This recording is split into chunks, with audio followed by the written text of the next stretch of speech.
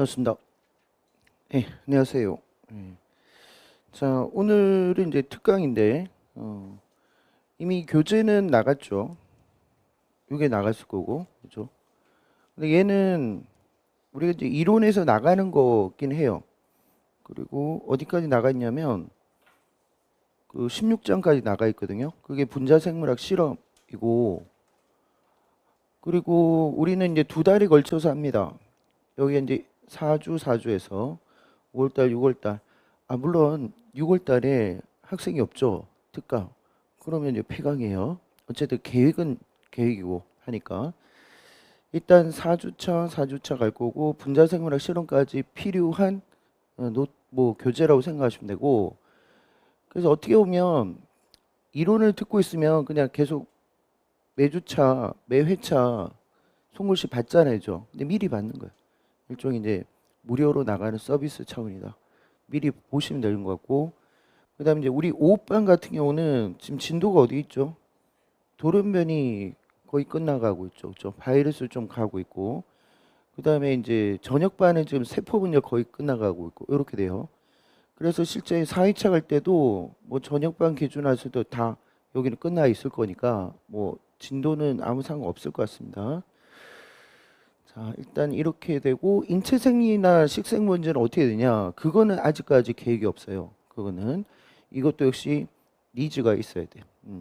그 요구가 있어야지 하는 거지. 저도 실제 월화수목금토일 지금 다 나오고 있거든. 쉬는 날이 없습니다. 어제도 새벽 3시에 잤고 오늘도 한 8시에 일어나고 거의 뭐 4시간 5시간 이렇게 자고 있거든. 왜냐면 계속적으로 만들고 컨텐츠 만들고 하니까 이거 다 만들어야 되거든요. 이 만들고 있는 과정이고 대구도 계속 25문제를 계속 나가고 있거든요. 그것도 만들고 하니까 새로운 컨텐츠를 다 만들어야 되기 때문에 아마도 뭐 작년에 제 수업을 들으셨던 친구들도 이 프린트물이 조금 다르구나라고 느낄 거예요. 그렇죠? 그리고 나중에 프린트물 할 때 제가 설명을 하겠지만 빈칸 넣기도 있죠. 그 빈칸 넣기가 우리가 나갔던 빈칸 넣기하고 비슷한데 뭔가 좀 다르다. 그런 게 느껴질 거예요. 미리 풀어 보셨다면. 그리고 뒤에 이제 대표적인 문제들 몇 가지 좀 봅니다. 그다음에 여기는요. 어, 우리가 수업 시간에도 이야기했지만 약간 오류가 좀 있는 것도 있고 추가 설명이 있는 거. 그거를 다시 한번 설명해 드리려고 하는 거예요. 그래서 여기는 아주 빨리 갈 거고 그럼 검토만 하는 거예요. 검토만. 그다음에 여기는 이제 하나씩 다 풀 거예요. 왜냐하면 답을 제가 미리 공개를 안 했기 때문에 다 일일이 하나 설명을 하면서 갈 것 같습니다. 그렇게 보시면 돼요. 자, 그러면은 몇 페이지냐면 6페이지를 봅시다. 페이지가 맞을 것 같은데 안 맞나? 맞죠? 왼쪽에. 거기 콜레스테롤이 있는 부분에서 저 스테로이드는 저렇게 육각형 3개, 오각형 하나고 즉 소수성 고리가 4개라 해도 되고 육각형 3개, 오각형 하나다 이렇게 해도 되고 콜레스테롤은 이것도 양침매성이라 할 수 있습니다. 그렇죠? 소수성과 친수성이 다 있으니까 어디에 있어요? 여기 알코올기가 딱 있잖아요. 그렇죠? 알코올기가. 그래서 알코올기가 있으니까 그러면 여기다가 스테로이드하고 알코올기가 붙은 스테롤이라 하고 거기다가 뭐가 붙었어요? 실제는 콜린기라고 이야기할 수는 없고 탄화수소, 사슬이 있는 거죠.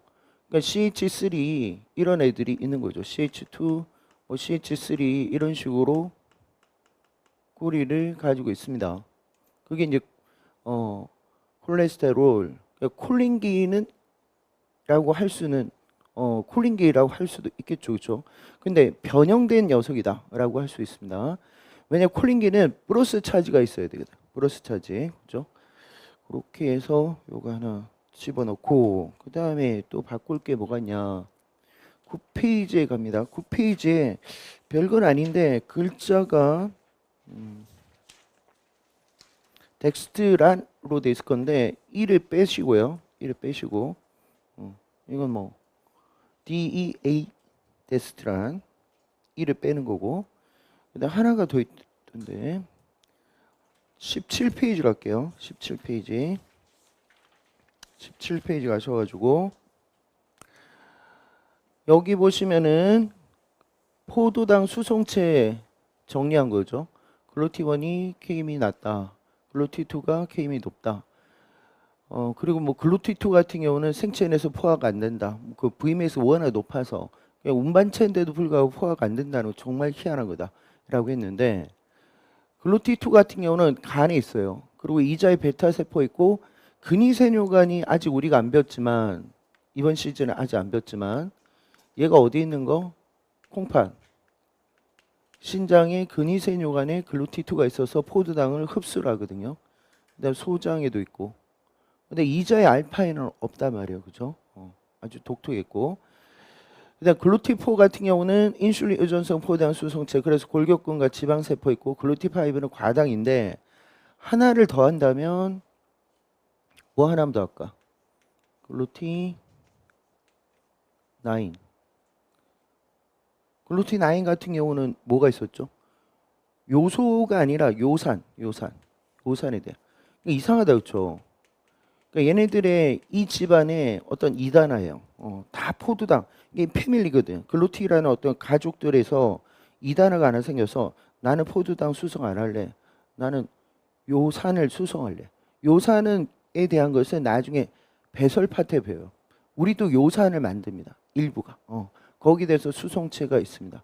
그래서 요거는 우리는 어디 가서 배울 거냐면 배설 파트에서 좀 볼 거예요. 배설 파트에서. 자, 그 정도 좀 보시면 될 것 같고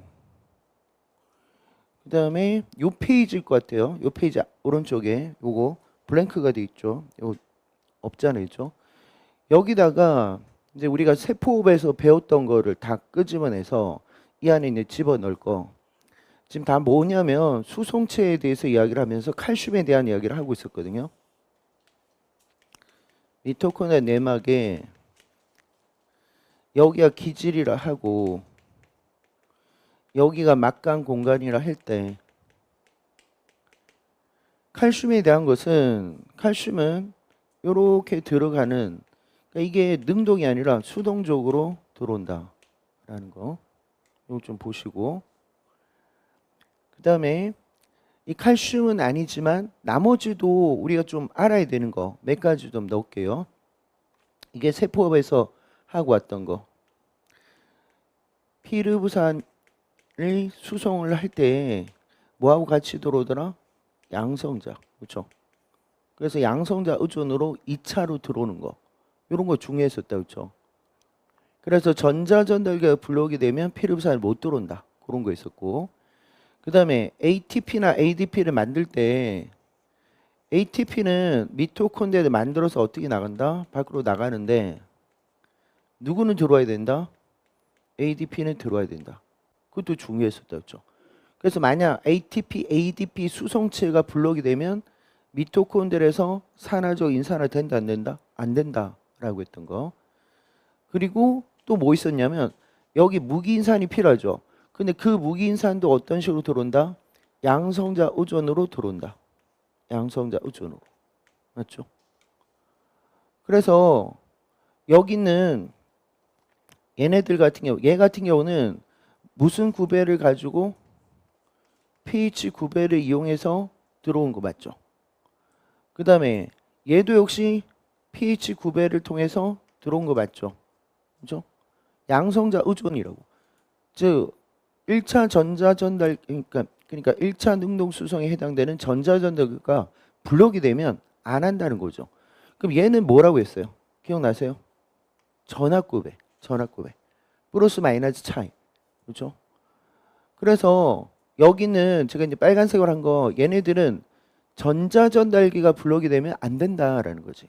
그럼 일종의 전자전달기 1차로 보고 얘는 일종의 뭐다? 2차 능동이라고 보는 게 맞다라는 이야기야. 근데 저기는 칼슘에 대한 것은 수동적으로 들어온다라고 보시면 돼. 저 칼슘이 저렇게 세포질에서 이렇게 들어온다는 것은 나중에 우리가 또 하겠지만 여기 자리가 또 되는 거 맞죠? 맨 밑에 갈게요. 우리가 아직 골근육 파트를 안 했단 말이에요. 이번 시즌에. 근수축을 할 때 근수축 시 골격근의 세포질에는 뭐의 농도가 높아지냐면 칼슘의 농도가 높아져요. 특히 골격근 같은 경우는 만약 이게 골격근 같으면 골격근은 놀랍게도 외부에서 들어오는 게 아니에요. 자, 특강할 때는 제가 근데 이론에서 못했던 거, 그러니까 뒤에서 할 수 있는 거, 그것도 끌고 올 수가 있습니다. 그래서 우리가 했던 것만 계속 반복하고 이러진 않고 여러 가지를 제가 하면은 여러분 더 기억을 잘 할 수 있게끔 끌고 올게요. 자, 골격근에서 수축할 때 무슨 일이 들어오냐면 칼슘이 방출되는 사건이 벌어져요. 이거 실제 이 파트에서는 안 했어요. 나중에 골근육 파트에 할 거라고. 쌤, 나는 방출이란 말을 모르는데? 그럴 수 있죠.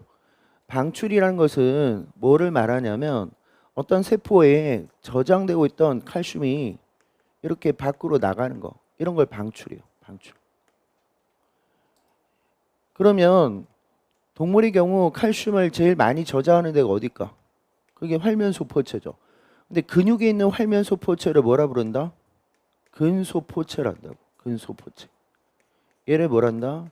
근육에 있는 활면소포체를 따로 근소포체라는데 이게 신호 자극을 받아서 활면소포체 내강에 있던 근소포체 내가 있던 칼슘이 밖으로 나가는 거예요. 그럼 이게 신호가 돼서 근수축을 하거든요. 그러면 자 논리가 세포질에 칼슘이 갑자기 많아졌죠. 그러니까 얘가 또 어디까지 갈 수 있냐면 미토콘드리아를 통과하는 거예요. 미토콘드리아 기질로 갈 수 있다는 거예요. 됐죠? 수동이니까. 그렇죠? 그러면 여기서 이 칼슘은 자, 이거 우리 세포업에서 나오는 거 이야기인데 미토콘드리아 기질에 칼슘이 갑자기 많아졌다는 의미는 어떻게 판단하면 될까? 지금 근수축을 한다는 의미야. 그럼 ATP를 많이 요구한다는 소리거든.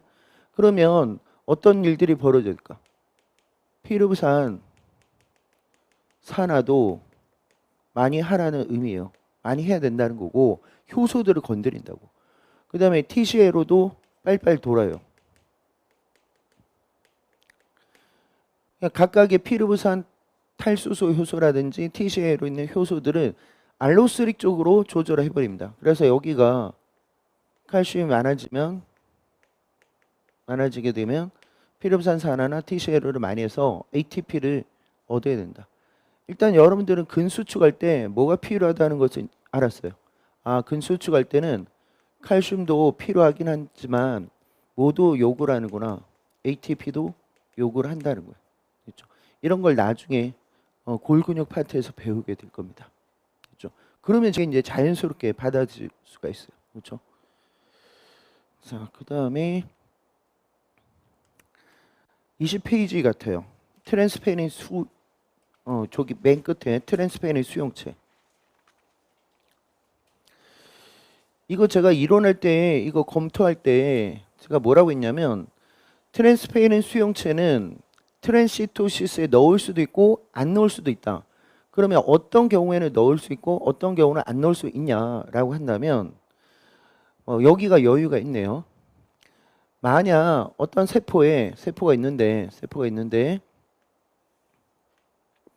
여기는 잘 안 보이는 건가? 여러분들 여기다 하세요. 저는 여기다 할게요. 어떤 세포가 있는데 여기 트랜스페린 수용체 이렇게 적어도 되겠죠. 트랜스페린 리셉터, 트랜스페린 수용체가 있을 때 만약 여기가 혈관이랄게요. 혈관, 모세혈관들은 틈이 있다고요. 각각의. 그래서 작은 애들은 막 통과를 한다고요. 그래서 여기에 어떤 애가 있어서 기억나세요? 아포 트랜스페린이 있어서 아포 트랜스페린이 누구하고 결합하면 철하고 결합을 하게 되면 아포 트랜스페린이 철하고 결합하면 이거 나중에 물론 언제 한번 나올 거냐면 우리 그 진액의 유전자 발현 요거 할 때 또 나옵니다. 그때 더 발현 조절하고 또 관계 있거든요. 그래서 2번 이상 볼 겁니다. 앞으로도. 그러면 걔가 아포트랜스페린과 철하고 결합한 것을 뭐한다? 트랜스페린이에요. 트랜스페린. 선생님 나는 이거 기억이 안 난다. 오케이. 아포TF가 우리말로 아포트랜스페린이고 그 다음에 TF는 트랜스페린을 이야기하는 거고 그러면 누가 철이 결합한 상태예요? 트랜스페린이. 그죠? 트랜스페린인데 포린이 누가 적었니? 제가 트랜스페린. 트랜스페린이 철하고 결합한 상태입니다. 그러면 간에서 만들어지는 단백질은 뭘까요? 둘 다 만들까? 하나만 만들까? 간에서 철을 붙은 상태로 만들 수 없으니까 간에서 생성한 그 혈액을 내보낸 일종의 혈장 단백질이요. 그럼 트랜스페린은 혈액에서 철을 운반하는 단백질입니다. 맞죠? 그래서 우리가 철은 중금속이잖아요. 그렇죠? 항상 중금속들은 너무 많으면 독성화가 될 수 있어요. 그러나 철이라는 것은 또 필요하죠. 왜? 햄기를 위해서. 해먹을 같은 경우도 햄기가 필요하니까. 전자를 위해서도 그 다음에 산소 운반을 위해서도 꼭 필요한단 말이에요. 그렇죠? 그러면 이렇게 되면은 얘가 어떻게 된다? 붙을 수가 있다는 거지. 맞죠? 기억나시죠? 그렇게 해가지고 어떻게 일종의 수용체 맥의 엔도사이토시스로 들어온다고 했잖아요. 리셉터 메디트 엔도사이토시스 RME라고 하는 리셉터 메디티드 엔도사이토시스로 들어온다. 기억나시죠? 그런데 이렇게 들어오고 나서 무슨 일이 벌어져요? 리소좀과 융합하는 사건이 벌어져요. 그렇죠? 리소좀과 융합. 그러면 리소좀과 융합을 하게 되면 얘를 동그라미 표현할게요. 이렇게 되면 점점 pH가 어떻게 돼요? 점점 낮아지겠지. 그죠? 양성자를 가져. 그럼 pH가 낮아지면 무슨 일이 벌어진다 했어요? 여기는 철이 떨어져 나간다. 이 수송체를 통해서 철이 떨어져 나가는. 그러면 얘는 이제 다시 어떻게 된다? 이게 엑소사이토시스 되는 방식이죠. 그래서 다시 이렇게 표출할 때 뭐를 내준다? 아포트랜스페린을 내주는 거. 그러니까 철을 공급해 주려고 하는 거예요. 맞죠? 그런데 기억나세요? 원래 트랜스시토시스라는 이거는 어떤 거를 엄격한 의미에서는 트랜스시토시스가 뭐죠? 세포를 가로지르고 가야 돼. 어떤 별표가 있는데 지금 여기 그림인데 소낭 엔터에서 반대편으로 이렇게 나가는 거. 이것만 트랜스시토시스예요. 그렇죠? 그러니까 들어온 자리와 나가는 자리가 서로 달라야 돼. 맞죠? 반대편으로 가야 되는 거야. 그러면 이 그림상에서는 이 자체는 어디에 들어가지 않는다는 거예요. 트랜스시토시스에는 들어가지 않는다고. 왜냐하면 들어왔던 방향으로 그냥 나갔으니까. 이해되겠죠? 그냥 단지 철을 공급해 주려고 했던 것뿐이에요. 선생님 그러면 트랜스시토시스라는 이 칸에 얘를 넣으면 안 되잖아요. 그런데 넣을 수 있는 게 하나 있다고. 아직 우리가 순환 파트, 신경계 파트를 안 했단 말이에요. 안 했는데 또 이럴 때 또 하는 거죠. 물론 이론에서 간단히 했을 것 같은데 BBB를 통과할 때 저기는 트랜스페린이 BBB를 통과할 때는 어쩔 수 없이 트랜스시토시스를 해야 돼요. 무슨 말이냐면 자 여기가 지금 혈관이 있다 할게요. 이게 모세혈관이에요. 모세혈관. 뇌에 있는 모세혈관입니다. 뇌 모세혈관이에요. 모세혈관. 아직 우리는 신경계 파트도 안 했고 BBB가 완벽하게 개념이 안 잡혔는데 여기는 일반적인 체세포 체모세혈관에는 뭐가 있냐면 여기 다 틈이 있어요. 소공이라는 게 있습니다. 틈이 있다고. 그러니까 상피세포와 상피세포가 맞닿을 때 밀착 염전이 없어서 약간의 틈이 있어서 그때 어떤 저런 프로테인이나 이온이나 이런 게 왔다 갔다 할 수 있는데 뇌 모세혈관은 뭐가 없다? 그런 틈이 없어요. 소공이 없다고. 왜 소공이 없을까? 이건 우리가 세포 구조에 배웠던 밀착 연접을 끌고 오면 돼요. 밀착 연접이 있어서 그래. 뇌는 타이트 정션이 있어서 그렇다.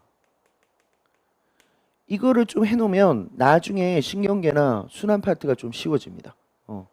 미리 듣는다라고 생각하시면 돼요. 그래서 이렇게 소공이 없다, 밀착 연접이 없다. 이게 무슨 역할을 하냐면 BBB 역할을 하는 거예요. BBB. BBB가 뭐라고요? Brain Blood Barrier. 그러니까 brain, 뇌란 말이지. 블러드. 블러드를 먼저 써도 상관없습니다. 교재에 따라서 블러드 브레인이라 하기도 하고 브레인 블러드. 그 다음 마지막에 베리어예요. 장벽인 거죠. 그래서 뇌혈액 장벽이라 하는 교재도 있고 뇌혈관 장벽이라고 하는 교재도 있어요. 그것이 다른 데에 비교해서 틈이라는 게 없기 때문에 친성이 함부로 잘 못 들어온다는 거예요. 그럼 예를 들어서 어떤 애가 이런 애가 있어요. 이게 만약 친성을 하자고. 그럼 얘가 쉽게 못 들어온다는 거. 못 나간다는 거지. 그렇죠? 이런 이야기야. 틈이 없기 때문에. 그렇죠? 그런데 또 나중에 신경계 파트에 보면 여기를 이게 2D로 그린 건데 평면상을 이렇게 또 둘러싸고 있는 애들이 있어요. 둘러싸고 있는 애들.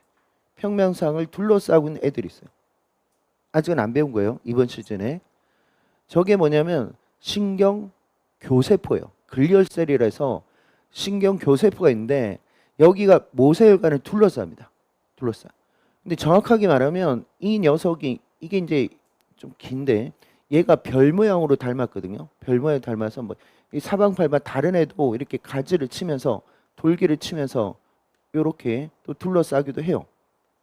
여러 군데를 둘러싸기도 합니다. 좀 기형적으로 생겼지. 근데 얘가 실제 보면 별 모양 닮았다 해서 요 세포를 뭐라고 하냐면 성상교세포라고요. 성상교세포. 영어권 애들은 뭐라고 하냐면 아스트로사이트라고요. 아스트로가 별이라는 거 아시죠? 사이트가 세포라는 거예요. 저게 이제 신경세포를 도와주는 신경교세포의 일종이에요. 얘가 신경교세포의 일종이에요. 신경세포가 아닙니다. 신경세포를 도와주는 녀석인데 일종의 얘도 무슨 역할을 하냐면 BBB 역할을 하는 거예요. 얘도 BBB 역할을 합니다. 왜냐면 다시 둘러싸 버렸다고. 마치 여기에 또 틈이 있을까봐 한 번 더 다시 둘러싸 가지고 또 장벽을 역할해요. 근데 나중에 신경계 파트에서 둘 다 BBB 역할을 하는데 누가 더 큰 기여를 하니 하면은 되게 많이 빈출이었는데 여기는 밀착 연접이 BBB의 가장 큰 기여다. 가장 큰 기여. 얘네 둘을 비교한다면 왜냐 1차적으로 이걸 먼저 했고 거기서 빠져나온 것을 다시 장벽을 형성해서 야 너 이상하네 들어오면 안 돼 블록을 시키는 거야. 그러면 이제 어떤 이야기를 하려고 하냐. 자 여기 있는 녀석도 혈관에 있는 상피세포예요. 혈관에 있는 내피라고요. 여기도 다 혈관에 있는 내피. 내피가 상피세포라고. 내피세포. 그러면 저렇게 그리는 게 맞아요. 이렇게. 얘도. 거의 다 끝나갑니다. 혈관의 내피세포. 그러니까 실제는 내피세포, 내피세포, 내피세포, 내피세포, 내피세포로 구성되어 있다고. 그렇죠? 그러면 여기서 어떤 애가 트랜스페린이 이렇게 들어오려고 할 때 얘네들은 어떻게 하면 수용체가 붙어서 여기 수용체 비슷해요. 첫 번째 반응은. 그러면 어떻게 되냐. 얘가 이렇게 되는데 이 케이스는 리소좀과 융합하면 안 돼. 그래서 어떻게 되냐면 요게 이렇게 밖으로 나가는 거예요. 이런 식으로. 그래서 요렇게 갈 수 있어요.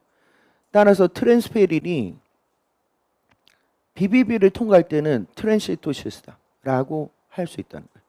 그래서 뭐 할 때 요거는 트랜시토시스라는 거예요. 트랜시토시스. 왜냐면 트랜시토시스는 들어왔던 자리로 나가는 게 아니라 반대편 자리로 가야 되니까.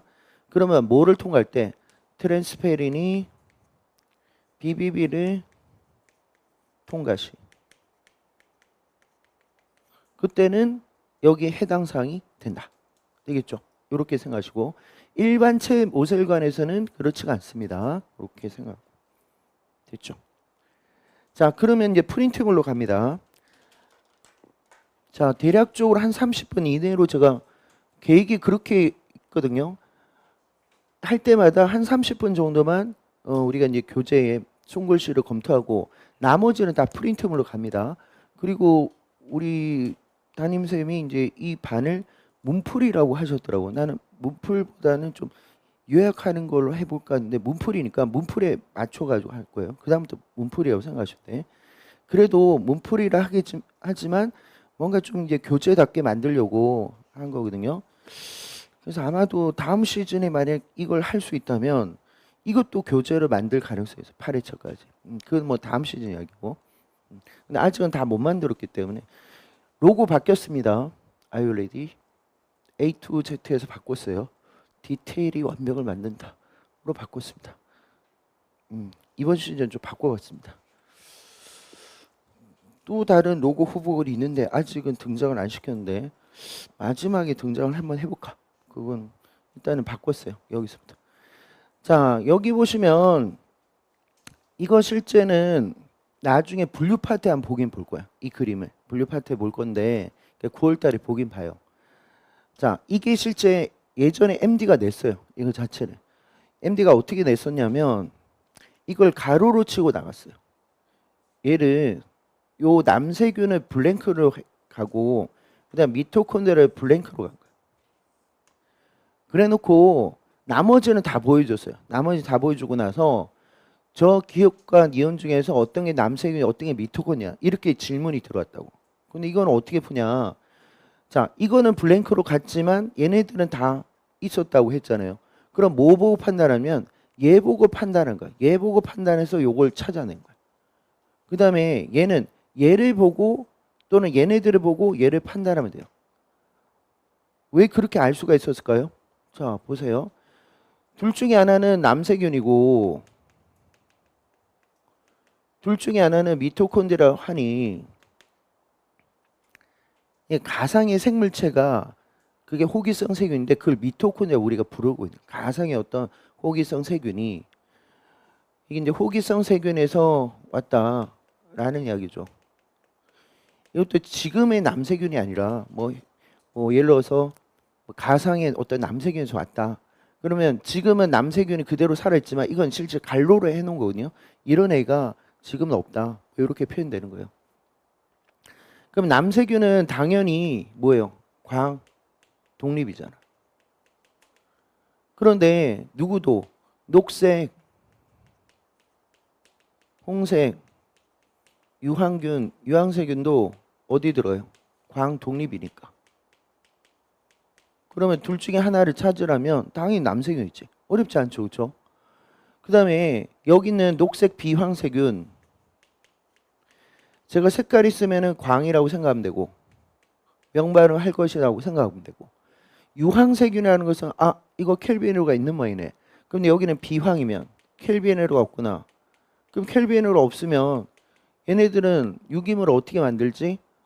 얘네들도 마찬가지로 다른 애들을 흡수를 해서 광종속이구나 라는 걸 알 수 있죠. 그러면 결국 당연히 이쪽 계열로 가야 되는 거고 얘는 당연히 뭐예요? 화학 종속이니까 일종의 그렇죠. 그러면 이거 구분할 수 있겠다. 그렇죠? 그런 거 한번 낸 적 있고 그다음에 이제 고세균 쪽에 보면 우리가 메탄생성균, 호영균 우리는 또 뭐라고 한다? 익스트림이라는 말 써가지고 극호염성균 이거 염기성을 좋아한다는 말이 아니라고 있습니다. NaCl 삼투 농도가 높은 환경에서도 버틴다. 사회에서도 잘 산다. 그 다음에 여기는 이 애들 다 합쳐가지고 우리는 뭐라 하면 될까요? 극호열상균이라 하면 되겠지. 그렇죠?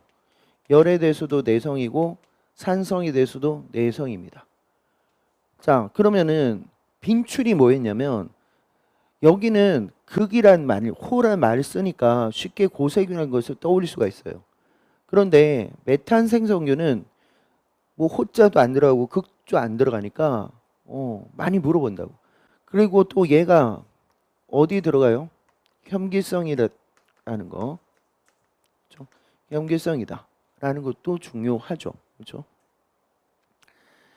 그래서 이제 3 도메인이 고세균, 진정세균, 그리고 진액으로 간단 말이에요. 여기는 얘는 진정세균, 역, 얘는 진액생물 역이란 말이에요. 3 도메인. 근데 그러면은 진액생물은 크게 보면 세 가지죠. 어떻게 세 가지죠? 원생 생물, 네 가지로 해야지. 그다음에 식물, 그다음에 균류, 동물이죠. 그러면은 균류가 여기 보이고요. 동물이 보이죠. 육상식물이 보인다, 그렇죠? 그러면 제가 동그라미 안 하는 애들은 다 뭐라는 거야? 원생생물이란 말이지, 그렇죠? 원생생물. 그러니까 원생생물은 막 흩어져 있어. 이거 보는 방법이 뭐냐? 여기를 공통조상이라고 친다면 여기를 공통조상으로 봤잖아요, 그렇죠? 얘를 공통조상을 보면 시간의 흐름에 따라서 이렇게 시간의 흐름에 따라서 가지고 이렇게 시간에 따라서 갈렸다 이 소리거든. 좀 보는 방법 아시겠죠? 그러니까 여기서부터 멀리 갔다는 건 과거라는 거예요. 여기 바깥쪽이 현재라는 거고 여기가 예전의 과거라는 소리예요. 그렇죠? 그러면 우리는 일단 얘가 원생 생물이죠. 원생 생물. 아직 우리는 진화 파트를 안 했는데 좀 끌고 올게요. 원생 생물은 하나의 공통조상의 모든 자손이 모든 분류종이 다 포함될 수 있어요? 그건 아니거든. 무슨 말이냐면 여기가 어떤 애는 여기 있고 어떤 애는 여기 있고 여기 있죠. 무슨 말이냐면 동물 같은 경우는 하나의 그룹에서 끝날 수가 있어요. 여기를 만약 여기가 얘네들의 동물은 모두 다 여기를 조상으로 한다. 이러면 하나에서 끝난다고. 그런 걸 뭐라 하냐면 단계통균이래 해. 아직은 어려워.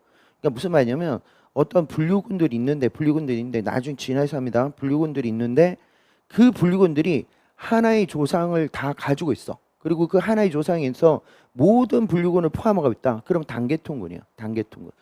다시 좀 어렵지. 이거를 나뭇가지라고 생각하죠. 나뭇가지인데 여기에 모든 균류가 여기 있어요. 그러면 어떻게 했냐? 얘만을 떼가지고 내가 관찰할 수가 있는 거야. 그렇지? 어렵죠. 어렵습니다. 예. 그래서 진화 파트를 하면은 아무것도 아닌데 그때도 어려울 수도 있어요. 무슨 말이냐면 여기가 과거예요. 조상. 그리고 나서 가지를 치면서 이렇게 왔다고. 그리고 나서 또 이렇게 가지를 치고 이렇게 왔어요. 그래서 가상의 어떤 A종, B종, C종이 있다고 하자고. A종, B종, C종 있다 할게요.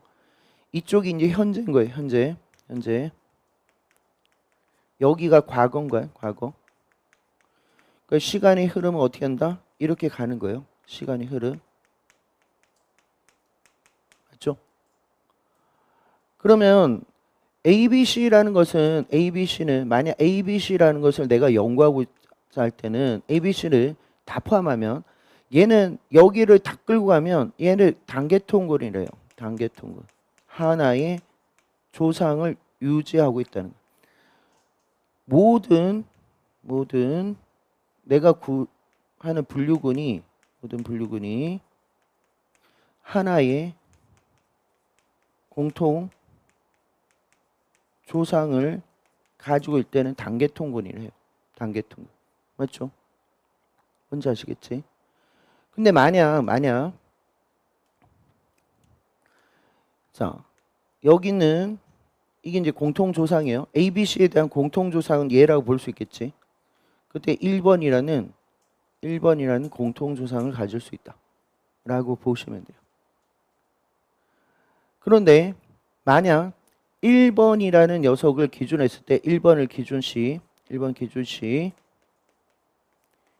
A와 B만 한다면 A와 B만 내가 분류를 하고 있다면 누구는 지금 카운팅 안 한 거예요. C를 카운팅 안 했거든. 이제 C를 카운팅 안 했다고. 그럼 이렇게 되면 이 A, B는 1에 대해서 뭐라 하냐면 측계통군이라. 측계통군. 이런 걸 측계통군이에요. 그럼 측계통군이 뭐냐? 측계통군은 내가 지금 분류를 하고 있는데 하나의 조상은 맞는데 하나의 조상에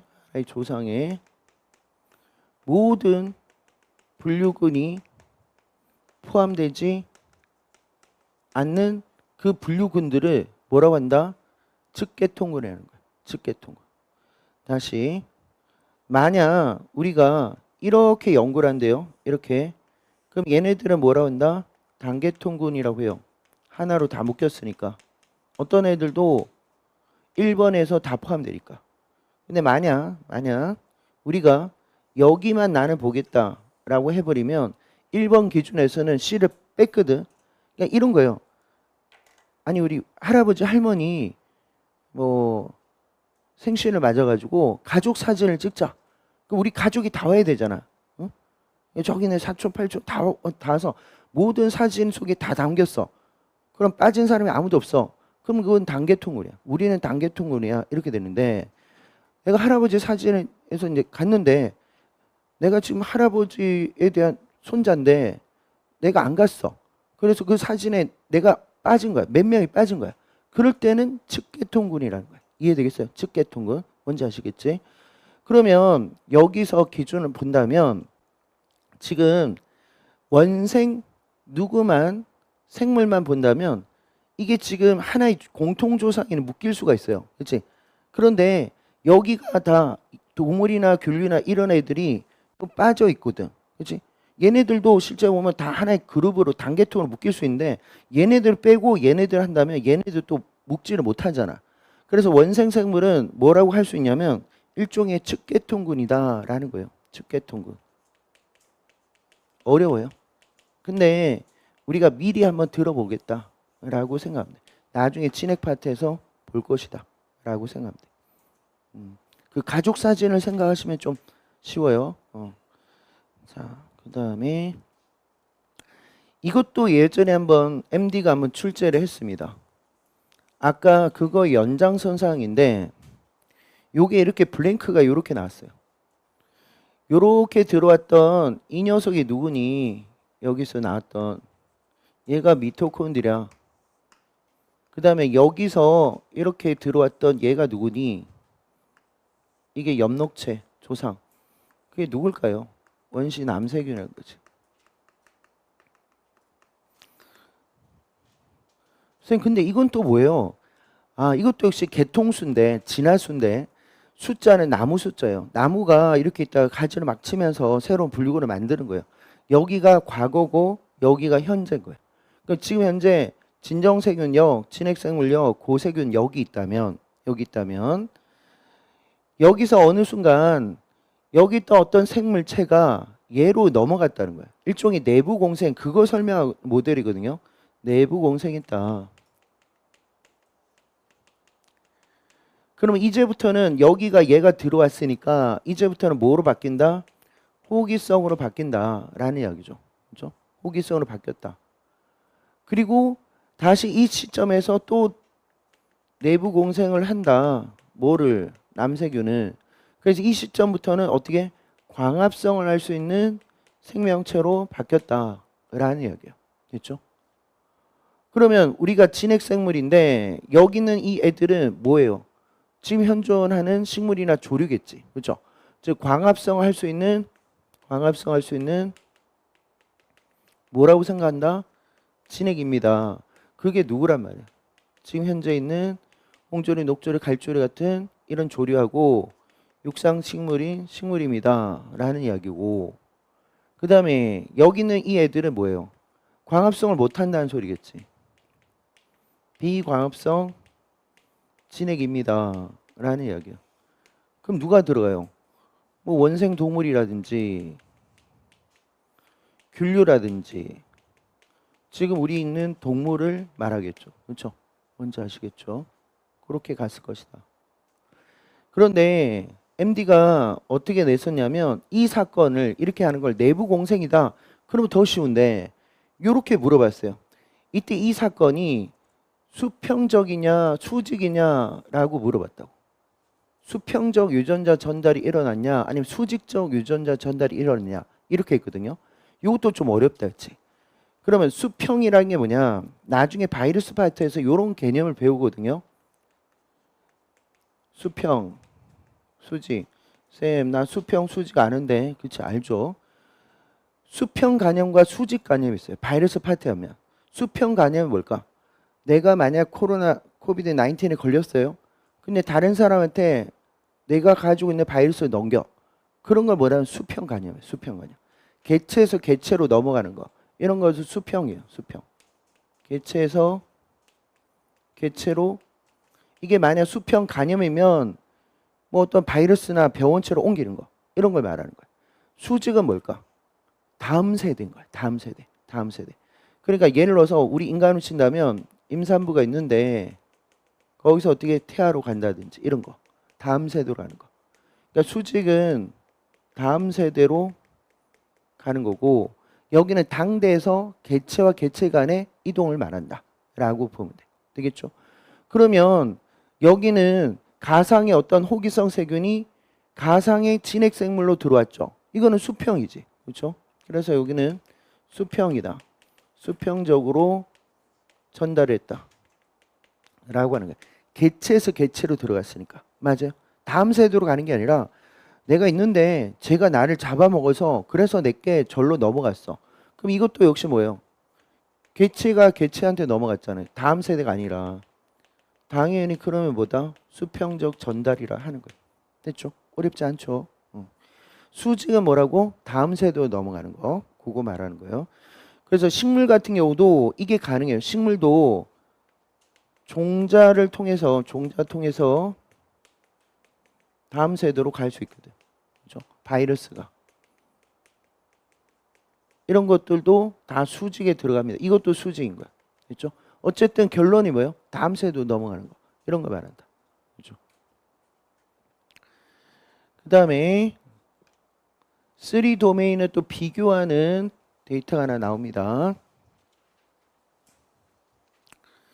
자, 여기는 뭐 여러분들이 혼자서 보시면 충분히 하실 수 있을 것 같은데 몇 가지 오해 소지가 있는 게 있더라고요. 그래서 어떤 걸 좀 보려고 하냐. 히스톤과 결합된 DNA. 당연히 진정세균은 없습니다. 히스톤이 없으니까. 그렇죠? 그 다음에 고세균은 히스톤이 일부 존재해요. 맞죠? 그 다음에 진핵은 뭐 그냥 일반적으로 다 있어. 그렇죠? 그러면 자 어떤 이야기를 또 하려고 하냐면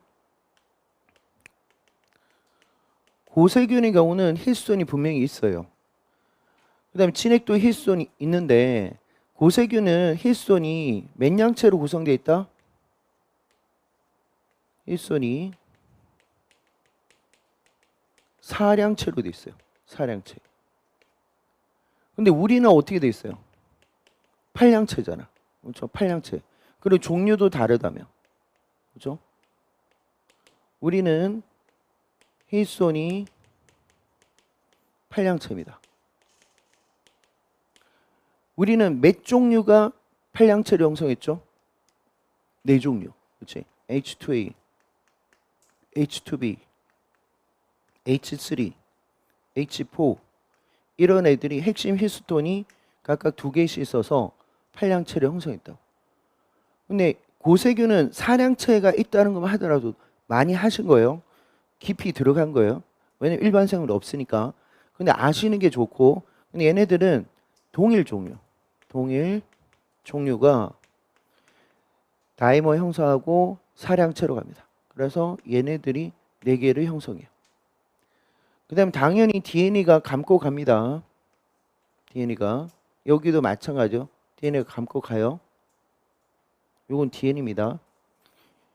그러면 쌤, 진핵은 저런 구조를 우리가 뉴클레오좀이라 하는데 고세균도 그러면 뉴클레오좀이라 하면 되나요? 이게 전형적인 뉴클레오좀은 아니라서 뉴클레오좀 유사 구조라고 하는데 뉴클레오좀이라고 하지는 않습니다. 그래서 제가 뭐라고 했냐면 진핵하고 너무 비슷한 거 맞아. 근데 우리가 알고 있는 전형적인 형태는 아니니까 뉴클레오좀 유사 형태다 라고는 할 수는 있어. 됐죠? 그 다음에 나머지는 괜찮은 것 같은데 여기 고세균에서 RNA 중합 효소가 교제에 따라 다르거든요. 여기는 여러 종류로 돼 있죠. 그런데 교제에 따라서 한 종류로 갈 수도 있고, 근데 제가 또 뭐라고 했죠? MD가 처음에 냈을 때는 여러 종류가 답이었지만 그 나머지 논문들을 통해서 한 종류로 해가지고 이거 내고 싶었는데 그게 또 역시 막아낀 그 C 엘레강스 오페로 문제하고 같이 걸려가지고 그냥 사장돼 버렸지만 캠벨에서는 여러 종류로 나옵니다. 캠벨은 여전히 캠벨을 또 무시할 수가 없어가지고 그러나 실제는 그리고 다른 교재 라이프 교재나 다 모두 한 종류로 바뀌어 있습니다. 그래서 한 종류로 내는 게 맞아요.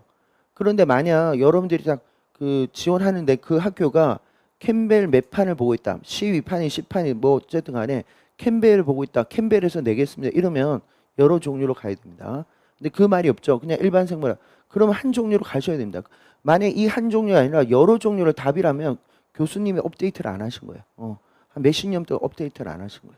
한 종류로 가시되 캠벨이란 말을 쓴 그 학교다라고 하면 그렇게 쓴 학교가 있거든요. 예를 들어서 뭐 전남대 이렇게 본 경우는 캠벨 10판에서 봅니다. 이렇게 나온다고요. 그럴 때는 여러 종류로 가셔야 됩니다. 그 다음에 나머지는 읽어보시면 충분히 될 것 같고요. 그래서 요 이야기하고 또 이제 상충되는 이 프린트가 하나 있어가지고 요거 나머지는 없는데 여기 보시면 DNA에 결합한 힐선 단백질 자 고세균하고 세균을 다 합쳤던 원액이잖아요. 그렇죠? 없다. 이 없다는 것은 누구에 대한 이야기? 진정세균에 대한 이야기고 일부 있다. 일부 있음. 그건 고세균에 대한 얘기. 그렇죠? 나머지는 뭐 다 보시면 될 것 같고 그리고 그 다음에 여기 요 세포 골격에 대한 이야기는 진핵세포 전형적인 진핵세포 골격을 말합니다. 그래서 없다라는 표현을 썼고 우리가 알고는 있죠. 원액에도 이제 캠벨도 바뀌었어요. 원액에도 세포 골격이 있다. 양쪽으로는 적지만 양적인 거요. 소량이지만 있어요. 그런데 어떤 문장이 들어오면 다 틀렸다? 액틴이다 라고 하면 틀렸다는 거예요. 튜블린이다 라고 하면 틀렸다라고 해줘야 돼요. 그런데 만약 출제자가 액틴, 라이크 프로테인, 유사 프로테인, 그 다음에 튜블린, 라이크 프로테인 이러면 이거 맞다 라고 해주셔야 돼요. 그거 기억나세요? 액틴 유사 단백질이 이름이 뭐였지? 이거 좀 어렵나? MRAB 맞아요? 튜블린 유사 단백질 이름 뭐예요? FTXZ라고 했던 거 그렇죠? 근데 액틴 유사 단백질은 뭐 하는 녀석이요? 염색체의 균등 분배 오리진에 붙어서 세포막에서 이렇게 움직였던 균등 분배하고 관계됐던 애. 마치 우리로 친다면 KMT하고 비슷한 역할을 하는 거예요. 선생님 근데 우리는 KMT가 하는 것은 튜블린이 중합된 거 하잖아요. 그죠? 우리가 완전히 반대인 거야. 그 다음에 여기 있는 녀석은 일종의 뭐 하는 거예요? 세포질 분열에 관계하는 거예요. 선생님 우리는 동물에서 액틴과 미오신이 수축관 형성해서 하는데 우리는 액틴이 걔는 튜블린이 그러니까 그거 반대라고 생각할 거예요. 그러니까 우리는 염색체 균등 분배에 튜블린이 합쳐 있는 방추사하고 기여하는데 또 우리는 동물 같은 경우는 세포질 분열할 때 수축환이 즉 액틴과 미오신이 관계하는데 얘네도 우리가 반대구나. 그렇게 하면은 기억하실 수 있을 겁니다. 그래서 보통 원액 같은 경우는 왜 세포 골격이 처음에는 없었다라고 주장을 했었냐면 이 애들이 평상시에 등장을 잘 안 한다고. 언제 분열할 때만 잠깐 등장하잖아요. 그렇죠? 그리고 왜 소량이었을까? 당연히 얘네들은 크기가 작잖아요. 세포 크기가 작으니까 굳이 이 세포를 유지할 필요가 구조 유지에 힘을 쓸 이유가 없다고. 또 물론 세포 벽이 있잖아요. 세포 벽이 있다는 것은 구조 유지를 잘하고 있는데 굳이 세포 골격까지 가질 이유가 없는 것 같고 세포 크기가 작다는 것은 그만큼 수송이 속도가 빠를 거 아니에요. 아니 어딘가 보낼 이유가 없잖아. 그 자리. 근데 우리는 진액은 뭐 포크쇼면 가야 될지 미토콘에 보내야 될지 프로테인의 표적화라는 것을 하기 때문에 이거는 도로들을 깔아놔야 된다. 그런데 가만히 보니까 염색체들의 균등 분배를 위해서는 꼭 필요하겠다. 그래서 그 분열할 때 잠깐 등장하니까 우리가 잘 발견을 못했던 거예요. 그렇죠? 그렇게 생각하시면 되겠습니다. 나머지는 읽어보시면 될 것 같고요. 그래서 문제를 하나 풀어볼게요. 아까 우리 처음에 봤던 그 그림을 그대로 와서 이걸 문제화 시킨 건데 3 도면요. 자, 아까 그림하고는 요쪽과 요걸 이제 반대로 섞었지만 식물, 호열균, 남세균 요렇게 했네. 그렇죠? 그러면 여기서 보면 이게 3 도메인이랬잖아요. 3 도메인. 그럼 여기는 육상식물 하나만 보여준 거야. 그러면 이쪽 라인은 누구라는 거야? 진핵이겠지. 그치? 그치? 진핵생물 여기구나. 그럼 여기에 동물도 들어가 있을 거고 조류나 균류나 이런 애들 다 있겠네. 그렇죠? 그 다음에 여기 남세균이 들어가 있는 거 보니까 남세균도 지금 진정세균이죠. 그래서 진정세균이구나. 호열균이 보이니까 뭐라고 생각한다? 고세균 여기구나 라는 걸 볼 수 있죠. 그러면 우리가 미토콘드리아 가상의 어떤 생물체 이런데 여기 어딘가 있겠네. 그죠? 지금은 사라졌겠지만 그런 거 판단할 수 있습니다.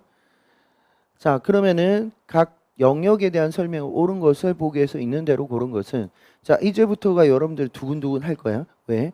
내가 풀었던 거하고 답이 맞을까 틀릴까? 분명히 생물을 푸는 순간은 여러분들이 어떻게 나 왜 이렇게 잘하지?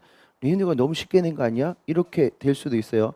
근데 답을 보는 순간 어떻게 왜 이렇게 한마디 할 수 있고 거기다가 해설되면 그럴 수도 있겠네 뭐 이렇게 되는 거. 근데 화학은 뭐죠?